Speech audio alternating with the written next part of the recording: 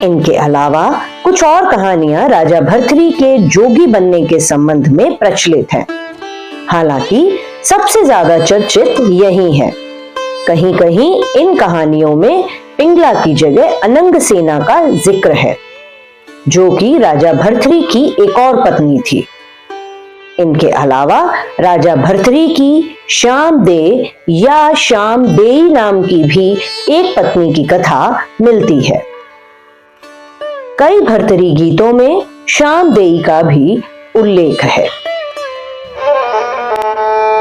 बोलिया बोली हो रनिया श्यामदेई,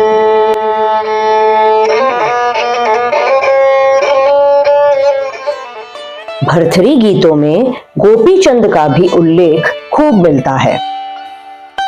गोपी चंद को भर्तृहरि का भांजा और शिष्य दोनों बताया गया है। हालांकि कहीं कहीं भर्तृहरि को गोपी चंद भी माना गया है और पूरा नाम गोपी चंद भर्तृहरि बताया गया है। राजा भर्तृहरि से जुड़ी तमाम तरह की प्रचलित कहानियों के संदर्भ में गौर करने लायक एक बात यह भी है कि भाषा और भूगोल के लिहाज से भर्तृहरि गायन का क्षेत्र काफी बड़ा है। भोजपुरी, बुंदेलखंडी, ब्रजी, राजस्थानी, छत्तीसगढ़ी, हरियाणवी, बांग्ला आदि लोकगीतों में राजा भर्तृहरि के किस्से और भर्तृहरि गीत मशहूर है। जोगी ही नहीं, कई लोक गायक और लोक गायन की मंडलियां भी भर्तृहरि गायन करती हैं।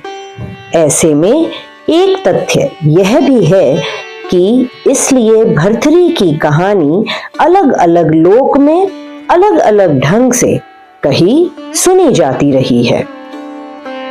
बहरहाल कहानी कोई भी हो, भाषा कोई भी हो, जोगियों के बीच और लोक में भर्तृहरि या भरतहरि के रूप में बेहद लोकप्रिय है और उनके नाम रचे गए गीत भी।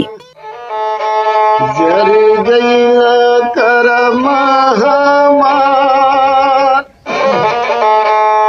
बोलिया बोले हो राजा भरतहरि।